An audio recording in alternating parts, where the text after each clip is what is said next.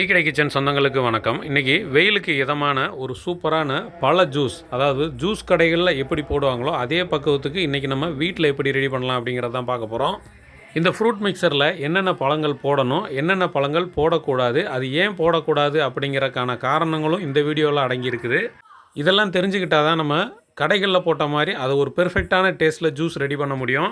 வீடியோவை முழுமையாக பார்த்துட்டு உங்கள் வீட்டில் இருக்கிறவங்களுக்கு இன்றைக்கி இதே மாதிரி ஒரு ஃப்ரூட் ஜூஸ் செஞ்சு கொடுத்து அட்டகாசமாக சாப்பிடுங்க. வணக்கம், நீங்கள் நம்ம டீ கடை கிச்சனில் நம்ம ஜூஸு கடை பழ ஜூஸ் தான் பண்ண போகிறோம். அந்த பழ ஜூஸ் வந்து எவ்வளோ பெர்ஃபெக்டாக சூப்பராக டேஸ்ட்டாக பண்ணலான்னு தான் பார்க்க போகிறோம். அது நம்ம கடை பழ ஜூஸ்னால் அந்தளவுக்கு ஃபேமஸாக போகும். அதுக்கு நம்ம இன்றைக்கி நாட்டுப்பழம் 10 பழம் எடுத்துருக்கோம். நாட்டுப்பழம்னா இந்த மாதிரி இருக்கணும். பழ ஜூஸுக்கு முதல் வந்து பழத்தை தேர்வு பண்ணணும். வாழைப்பழம் வந்து நாட்டுப்பழம், அடுத்து வந்து ராஜாராணி, கற்பூரவள்ளி மாங்க, இந்த 2 பழம் மட்டுமே நல்லாயிருக்கும். பச்சை ரஸ்தாளி இந்த மாதிரி எதுவுமே பயன்படுத்த வேண்டாம். பச்சை போட்டால் சீக்கிரம் கருத்துரும், தண்ணியாக வந்துடும். அதனால் கரெக்டாக நம்ம சொன்ன இந்த மெத்தடில் மட்டும் நீங்கள் பழத்தை சேர்த்துக்கங்க. இப்போ இந்த 10 பழத்தையும் நம்ம உரிச்சிட்டு இந்த பாத்திரத்தில் சேர்த்துக்கலாம். அடிக்கனமான பாத்திரம் ஒன்று எடுத்துக்கோங்க. எடுத்துட்டு பழம் வந்து பார்த்திங்கன்னா இந்த அளவுக்கு ரொம்பையும் கனிஞ்சு கொலன்னு இருக்கக்கூடாது. நல்லா பழுத்துருக்கணும், நல்லா மசியணும், இந்த மாதிரி கெட்டியாக இருக்கணும், நல்லா பழுத்துருக்கணும். அந்த மாதிரி பழமாக வாங்கிக்கோங்க. அதுதான் நமக்கு கலராகவும் இருக்கும், குடிக்கிறதுக்கு நல்லா திக்காகவும் இருக்கும். கூட கொஞ்சம் நேரம் வச்சுருக்கும் போது நமக்கு அது நல்லா இருக்கும். இந்த மாதிரி நல்லா திக்கான பழம், நல்லா பழுத்துருக்கணும், ஆனால் அழுகிற மாதிரி அந்த ஸ்டேஜில் இருக்கக்கூடாது, இந்த மாதிரி இருக்கணும். இதே போல் 10 பழத்தையும் நம்ம உரிச்சிட்டு உள்ளே சேர்த்துக்கலாம். 10 பழம் நல்லா உரித்து உள்ளே சேர்த்துட்டோம். 10 பழம் சேர்த்துட்டு அதுக்கப்புறம் பார்த்திங்கன்னா இங்கே தான் நம்ம பழ ஜூஸோட டேஸ்ட் வந்து அதிகப்படுத்துறதுக்காக பேரிச்சம்பழம் வந்து நல்லா கனிஞ்ச பழமாக வாங்கிக்கோங்க. கனிஞ்ச பழமாக வாங்கிட்டு அதை நல்லா ஒரு தடவை கழுவிட்டு நல்லா புதுசாக வெட்டிக்கோங்க. இந்த மாதிரி நல்லா வெட்டிக்கோங்க. இதோட அளவு பார்த்தீங்கன்னா 100 கிராம். நீங்கள் இந்த இடத்துல மஸ்கட் பழம் போடணும்னு போட்டுக்கலாம், ஆனால் இந்த பழம் போடும்போது நமக்கு நல்லாயிருக்கும். இப்போ வந்து இந்த பேரிச்சம்பழத்தையும் வாழைப்பழத்தையும் நல்லா இந்த மாதிரி மத்து வச்சு நல்லா நச்சுக்கணும். நல்லா கொலன்னு நச்சு எடுத்துக்கிறணும். பேரிச்சம்பழத்தை இந்த இடத்துல போடுறோம் அப்படின்னா இந்த பேரிச்சம்பழமும் வாழைப்பழமும் நல்லா இது போல் மத்து வச்சு மசிக்கும் போது அந்த பேரிச்சம்பழத்தோட டேஸ்ட் வந்து ஜூஸில் நல்லா முழுமையாக இறங்கிடும். குடிக்கிறதுக்கு நல்லா அமிர்தமாக இருக்கும், அந்த அளவுக்கு அருமையாக இருக்கும். இதே போல் நல்லா நச்சு எடுத்துக்கோங்க. இன்றைக்கி நம்ம பழ ஜூஸு ரெடி பண்ணுறதை கவனமாக பார்த்துக்கிட்டே வாங்க. நீங்கள் வந்து வீட்டில் தயார் பண்ணதாக இருந்தாலும் இந்த மெத்தடில் தயார் பண்ணுங்கள். ஒருவேளை நீங்கள் வியாபாரியாக இருந்தீங்க அப்படின்னா சின்ன சின்ன கடைகளை வச்சு நீங்கள் இந்த மாதிரி வியாபாரம் பண்ணணும்னு நினச்சிங்கன்னா இதே மெத்தடை ஃபாலோ பண்ணிங்கன்னா சீக்கிரமாக பிக்கப் ஆயிரும். உங்களுக்கு நல்ல லாபகரமாகவும் இருக்கும், குடிக்கிறவங்களுக்கு ரொம்ப திருப்தியாகவும் இருக்கும். அந்தளவுக்கு சூப்பராக இருக்கும் இந்த மெத்தடில் தயாரிக்கும் போது. இப்போ பேரிச்சம்பழத்தையும் வாழைப்பழத்தையும் நல்லா மசிச்சாச்சு. பார்த்தீங்கன்னா மத்து வச்சு இந்த அளவுக்கு நல்லா மசிச்சாச்சு. வாழைப்பழம் வந்து கட்டியாக இல்லாத அளவுக்கு நல்லா நைஸாக இது போல் மசிச்சிருங்க. அடுத்து ஆப்பிள் வந்து சின்ன சின்ன துண்டுகளாக கட் பண்ணது. நீங்கள் தொலியை சீவிட்டு கூட ஆப்பிளை கட் பண்ணி உள்ளே போட்டுக்கலாம். நான் வந்து தோலோடு தான் போட்டிருக்கேன். இது வந்து சின்னதாக ஒரு பழம், அதாவது ஒரு 150 கிராம் இருக்கும். அந்த பழத்தை இந்த மாதிரி கட் பண்ணி உள்ளே சேர்த்துக்கலாம். அடுத்து பார்த்தீங்கன்னா மாதுளை வந்து ஒரு சின்ன சைஸ் இருந்தால் போதும். இந்த சின்ன சைஸ் மாதுளையை நம்ம நல்லா உதுத்து வச்சுருக்கோம், அதையும் நம்ம உள்ளே சேர்த்துக்கலாம். அடுத்து பைனாப்பிள் பழம் நல்லா பழுத்த பழமாக எடுத்து நல்லா அந்த சீவிட்டு சூப்பராக, அதாவது கடிச்சு சாப்பிட்ற அளவுக்கு நல்லா அந்த ஒரு குறன்னு இல்லா இருக்குங்களா, அந்த அளவுக்கு நல்லா நைஸாக இது போல் வெட்டி வச்சுக்கோங்க. பைனாப்பிள் பழம் வந்து ஒரு கீத்து கடையில் விற்பாங்க பார்த்தீங்களா, 10 ரூபா 20 ரூபாய்க்கு ஒரு கீத்து, அந்த அளவுக்கு போட்டால் போதும். அடுத்து திராட்சை பழம் வந்து கருப்பு திராட்சை, நீங்கள் பச்சை திராட்சை எதுனாலும் பயன்படுத்திக்கலாம். ஒரு 100 கிராம் இருந்து ஒரு 150 கிராம் இருக்கும். அதை நல்லா உதுட்டு கழுவி வச்சுருக்கோம், அதை நம்ம உள்ளே சேர்த்துக்கலாம். நீங்கள் வந்து திராட்சையை போடுறதுக்கு முன்னாடி சாப்பிட்டு பார்த்துக்கோங்க. நல்ல பழம் இனிக்கிற மாதிரி போட்டுக்கோங்க. 1-2 புளிக்கும். அந்த மாதிரி புளிச்சிச்சின்னா நம்ம ஜூஸு குடிக்கும்போது நம்ம கொஞ்சம் புளிப்பாக தெரியும். அதனால் நல்ல பழமாக தரமாக வாங்கி போட்டுக்கோங்க.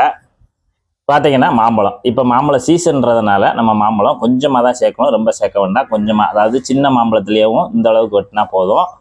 இந்த மாதிரி கொஞ்சம் நல்லா அந்த சதை உள்ள பகுதியெல்லாம் மட்டும் துண்டு துண்டாக கட் பண்ணி உள்ளே சேர்த்துக்கோங்க. இப்போ இந்த பழ ஜூஸில் வந்து பொதுவாக பப்பாளி பழம் சேர்க்க மாட்டோம்.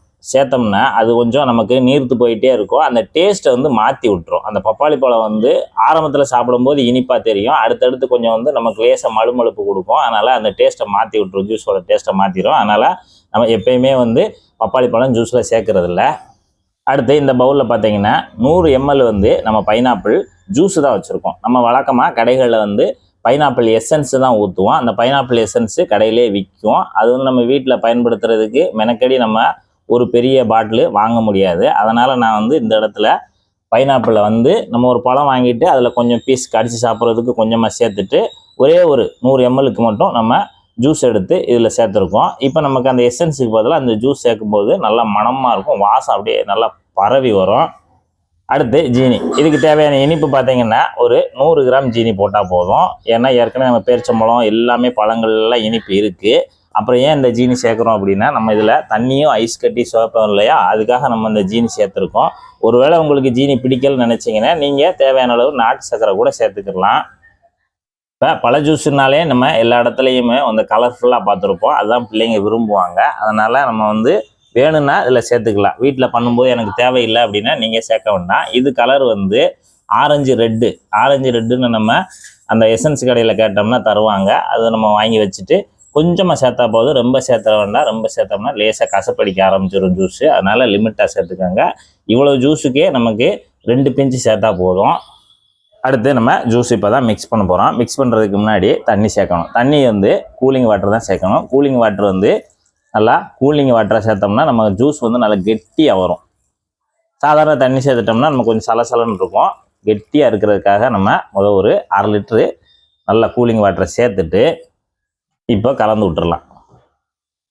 இப்போ நமக்கு எந்த அளவுக்கு லிக்விட் ஆகணுமோ அந்த அளவுக்கு நம்ம தண்ணி சேர்த்துக்கலாம். பழ ஜூஸை பொறுத்தளவில் கொஞ்சம் அது குடிக்கிற மாதிரி நல்லா கூழ் மாதிரி குடிக்கிற மாதிரி நம்ம தண்ணி சேர்த்துக்கிட்டால் நல்லாயிருக்கும். இப்போ எல்லாத்தையும் நல்லா கரண்டி போட்டு மிக்ஸ் பண்ணி விடுங்க. இந்த பழ ஜூஸுக்கு நம்ம கூலிங் வாட்டரை 1/2 லிட்டரு சேர்த்தா போதும். தண்ணி 1/2 லிட்டரே நமக்கு சரியாக இருக்கும். இந்த அளவுக்கு இருக்கும். அதாவது நம்ம கரண்டியில் எடுத்தோம்னா இந்த அளவுக்கு நல்லா கெட்டியாகவும் குடிக்கிற அளவுக்கு நல்லா தகுந்தாப்புல இந்த அளவுக்கு இருக்கணும். இந்த அளவுக்கு இருக்கணும். அதுக்கடுத்து நம்ம வந்து ஐஸ் கட்டி சேர்ப்போம். அந்த ஐஸ் கட்டி கொஞ்சம் மெல்ட் ஆகும்போது நமக்கு கரெக்டாக ஈக்குவலாக மேட்ச் ஆகி வரும். பழ ஜூஸ் சூப்பராக ரெடி ஆகி வந்துடும். அடுத்து ஐஸ் கட்டி பார் நம்ம வீட்டில் ஃப்ரிட்ஜில் ஊற்றி வச்சுருக்கோம். நல்லா கெட்டி அந்த அளவுக்கு சேர்த்தா போதும். அதை நொறுக்கிட்டு உள்ளே சேர்த்துருங்க. ரொம்பையும் நொறுக்க வேண்டாம், அந்த அளவுக்கு மீடியமாக நொறுக்கிட்டு உள்ளே சேர்த்துருங்க.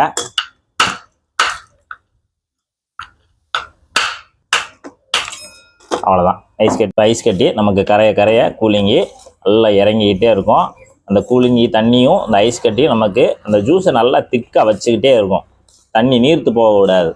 சாதாரண வாட்டர் ஊற்றிட்டோம்னா கொஞ்சம் தண்ணி விட்ட மாதிரி இருக்கும். அவ்வளோதான் வித்தியாசம். இன்றைக்கி நம்ம கிட்டத்தட்ட ஒரு 10 பேர் சாப்பிட்ற மாதிரி இந்த ஜூஸ் ரெடி பண்ணியிருக்கோம். ஏன்னா இந்த அளவுக்கு ரெடி பண்ணுங்க, எல்லாரும் குறைஞ்சது 2 டம்ளராவது குடிச்சிருவாங்க. அந்த அளவுக்கு டேஸ்ட்டாக இருக்கும். அதனால் ஒரு ஃபேமிலிக்கே இது சரியாக போயிடும். இப்போ இந்த பழ ஜூஸ் வந்து நம்ம ரெடி பண்ணிவிட்டு கிட்டத்தட்ட ஒரு 5லேருந்து ஒரு 6 மணி நேரத்துக்கு நம்ம வச்சு சாப்பிட்லாம். அதுக்கு மேலே இன்றைக்கி வச்சுட்டு நாளைக்கெல்லாம் சாப்பிடக்கூடாது. அது வந்து நல்லா இருக்காது. ஏன்னா எல்லாமே பழங்களாக இருக்கிறதுனால நமக்கு அது வந்து டேஸ்ட்டு மாறிடும், நிறமும் மாறிடும். கூலிங்கில் வச்சுக்கிட்டே இருந்தோம்னா நிறம் மாறிடும், டேஸ்ட்டும் மாறும். அதனால் நம்ம மேக்ஸிமம் நம்ம சொன்ன மெத்தடில் போட்டு இப்படியே ஃப்ரெஷ்ஷாக குடிச்சிருங்க. 1 மணி நேரம் 2 மணி நேரத்தில் குடிச்சிருங்க. அதுவே சூப்பராக இருக்கும். அப்புறம் வேணால் தேவை தகுந்தாப்புல நீங்கள் நம்ம சொன்ன மெத்தடில் அப்பப்போ பழ ஜூஸ் போட்டு குடிச்சிக்கலாம்.